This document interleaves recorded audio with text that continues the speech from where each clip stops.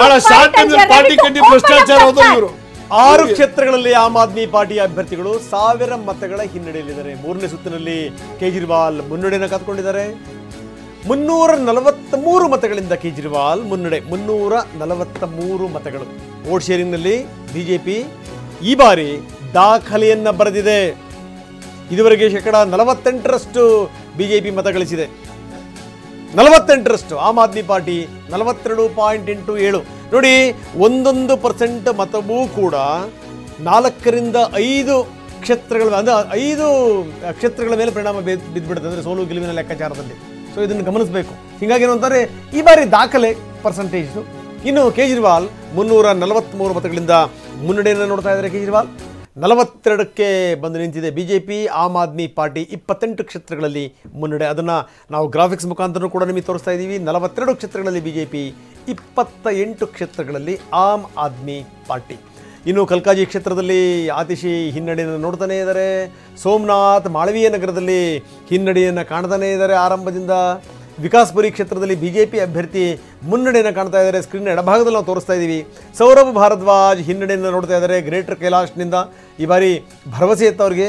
ಶಿಖಾ Roy greater ಕೈಲಾಶ್ನಲ್ಲಿ ಅವರ ವಿರುದ್ಧ ಮುನ್ನಡೆಯನ್ನು ನೋಡ್ತಾ ಇದ್ದಾರೆ. ಜಂಗ್ಪುರ್ನಲ್ಲಿ ಮನೀಶ್ ಸಿಸೋಡಿಯಾ ಮತ್ತೆ ಹಿನ್ನಡೆಯನ್ನು ಕಾಣ್ತಾ ಇದ್ದಾರೆ. ತರ್ವಿಂದರ್ ಮರ್ವಾ ಎದುರುಗಡೆಗೆ ಜಂಗ್ಪುರ್ನಿಂದ ಕಣಕ್ಕಿಳಿದಿರುವಂಥ ಮನೀಶ್ ಸಿಸೋಡಿಯಾ. ಇನ್ನು ಆತಿಶಿ ಸಿಂಗ್ ಆರಂಭದಿಂದ ಹಿನ್ನಡೆಯಲ್ಲಿದ್ದರು, ನಂತರ ಈಗ ಮುನ್ನಡೆಗೆ ಬಂದಿದ್ದಾರೆ. ಮತ್ತೆ ರಮೇಶ್ ಬಿಧುರಿ ವಿರುದ್ಧ ಕಲ್ಕಾಜಿ ಕ್ಷೇತ್ರದಿಂದ ಕಣಕ್ಕಿಳಿದಿರುವಂಥ ಆತಿಶಿ. ಎಸ್ ಮೇಡಮ್, ಆರಂಭದಿಂದ ಇಲ್ಲಿ ತನಕ ಒಂದು ಪಕ್ಷದ ವಕ್ತಾರೆಯಾಗಿ ತುಂಬ ಚೆನ್ನಾಗಿ ಮಂಡಿಸಿದ್ರಿ. ಕೊನೆಯದಾಗಿ ಏನು ಹೇಳ್ತೀರಿ? ನಿಮ್ಮ ಪಾರ್ಟಿಯ ಇನ್ನೊಬ್ಬರು ಅತಿಥಿ ಬಂದಿದ್ದಾರೆ. ಖಂಡಿತವಾಗ್ಲೂ ಈಗಲೂ ಸಹ ನಾವೆಲ್ಲೂ ನಿರುತ್ಸಾಹದಿಂದ ಇಲ್ಲ, ಇನ್ನೂ ಸಹ ಆಶಯದಿಂದ ಇದ್ದೀವಿ.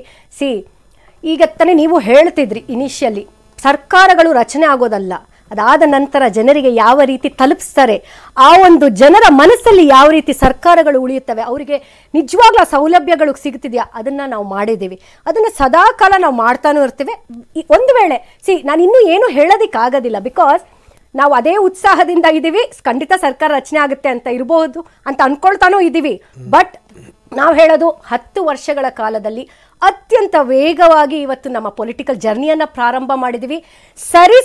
ಸವಾಲಾಗಿ ನಾವು ಸವಾಲನ್ನು ಒಡ್ಡಿರುವಂತ ಏಕೈಕ ಪಕ್ಷ ಇತರ ಪಕ್ಷಗಳಿಗೆ ಅನ್ನೋದಕ್ಕೆ ನಾನು ಹೆಮ್ಮೆಯಿಂದ ಒಪ್ಕೊಳ್ಳೇಬೇಕು. ಸೊ ಅಂತೂ ನೀವೇನು ನಿಮ್ಮ ಉತ್ಸಾಹ ಕಡಿಮೆ ಆಗಿಲ್ಲ? ಖಂಡಿತ ಇಲ್ಲ. ರಮೇಶ್ ಬಾಬು ಯಾಕೆ ನಗ್ತಾ ಇದ್ದಾರೆ?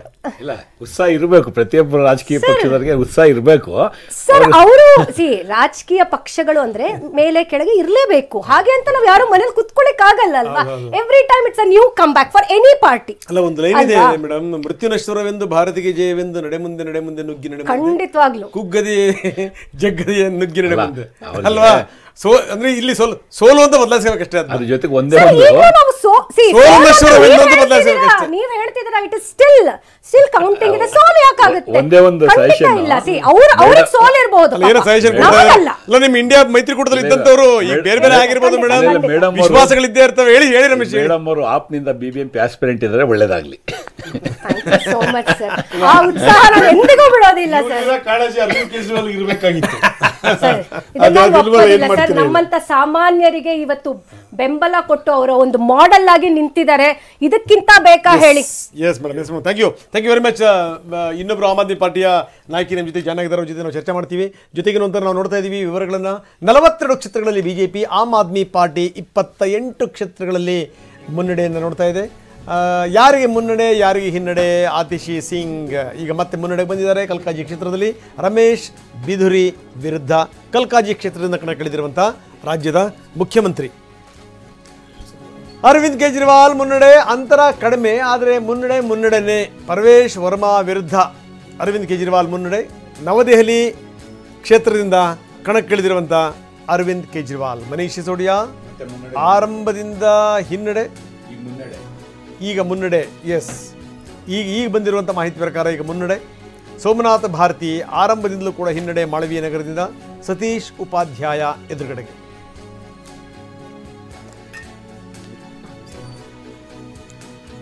ಬರೀ ಆಮ್ ಆದ್ಮಿ ಪಾರ್ಟಿಯಿಂದ ಜಗದೀಶ್ ನಮ್ಮ ಜೊತೆ ಚೆನ್ನಾಗಿದ್ದಾರೆ. ಜಗದೀಶ್, ಕಾರ್ಯಕ್ರಮಕ್ಕೆ ಸ್ವಾಗತ. ಮೊನ್ನೆನೂ ಕೂಡ ನೀವು ಬಂದಂಥ ಸಂದರ್ಭದಲ್ಲಿ ಭಾಳ ಉತ್ಸಾಹದಿಂದ ಹೇಳ್ತಾ ಇದ್ದೀರಿ, ನಿಮ್ಮ ಯಾವ ಎಕ್ಸಿಟ್ ಪೋಲ್ಗಳೆಲ್ಲವೂ ಕೂಡ ಸುಳ್ಳಾಗ್ಬಿಡ್ತವೆ ನೋಡಿ, ಖಂಡಿತವಾಗಲೂ ನಾವು ಅಧಿಕಾರಕ್ಕೆ ಬರ್ತೀವಿ ಅನ್ನುವಂಥ ಮಾತು ಯಾಕೋ ಸ್ಥಿತಿಗತಿಗಳನ್ನು ನೋಡಿದಂಥ ಸಂದರ್ಭದಲ್ಲಿ ಕಷ್ಟ ಅಂತ ಅನಿಸ್ತಾ ಇದೆ. ಜಗದೀಶ್ ಸರ್, ನಾವಿವತ್ತು 30 38 40 ಇದ್ದಾರೆ ಬಿ ಜೆ ಪಿಯವರು. ತೀರಾ ಹಿನ್ನಡೆ ಏನಾಗಿಲ್ಲ, ನಮಗೆ ನೆಕ್ ಟು ನೆಕ್ ಫೈಟ್ ನಡೀತಾ ಇದೆ. ಏನು ನಮಗೆ ಖಂಡಿತ ಬಹುಮತ ಬರುವಂತಹ ವಿಶ್ವಾಸ 12 ಗಂಟೆ ತನಕ, ನಮಗೆ 12-1 ಗಂಟೆ ತನಕ ಇದ್ದೇ ಇದೆ. ಇವತ್ತು ನಾವು ಕಳಪೆ ಪ್ರದರ್ಶನ ಏನೂ ಮಾಡಿಲ್ಲ. ಇವತ್ತು ನಮ್ಮನ್ನು ಬಿಂಬಿಸ್ತಾ ಇರೋ ರೀತಿಯಲ್ಲಿ ನಾವೇನು ದೇಶದ್ರೋಹಿಗಳು ಅಲ್ಲ. ಇವತ್ತು ನಾವೇನು ಬಿಸ್ನೆಸ್ ಮಾಡೋಕ್ಕೆ ಆಮ್ ಆದ್ಮಿ ಪಕ್ಷಕ್ಕೆ ಬಂದಿರೋರಲ್ಲ. ಟೆಂಡರ್ಗಳು ತಗೊಂಡು ಬಕೆಟ್ ಹಿಡಿಯೋ ಕೆಲಸ ಮಾಡೋರಂತಹ ನಾಯಕರುಗಳು ನಮ್ಮಲ್ಲಿ ಯಾರೂ ಇಲ್ಲ. ಹಾಗಾಗಿ ನಮ್ಮನ್ನು ದೇಶದ್ರೋಹಿಗಳಂತ ಬಿಂಬಿಸೋದಿರಬಹುದು, ಇಲ್ಲಾಂದರೆ ಇವರು ಆ್ಯಂಟಿ ಇನ್ಕಂಪ್ರೆಸ್ಸು ಕೆಲಸ ಮಾಡಿಲ್ಲ ಅಂತ ಹೇಳಿರೋದಿರ್ಬೋದು. ಇಲ್ಲ ಅಂತೇಳಿದ್ರೆ ಅಬ್ಕಾರಿ ಹಗರಣದಲ್ಲಿ ಸುಳ್ಳಾಗಿ ಸಿಲುಕಿಸಿ ಜೈಲಿಗೆ ಹೋಗಿದ್ದಾರೆ ಅಂತ ಹೀಯಾಳಿಸೋದಿದೆಯಲ್ಲ, ಅದು ತೀರಾ ಕೆಟ್ಟದಾದಂತಹ ಒಂದು ಪರಂಪರೆ. ಇವತ್ತು ದೆಹಲಿಲಿ ಏನಾಗಿದೆ, ಕಾಂಗ್ರೆಸ್ನವರು BJP ಅವರ ಏಜೆಂಟಾಗಿ ಕೆಲಸ ಮಾಡಿದ್ದಾರೆ.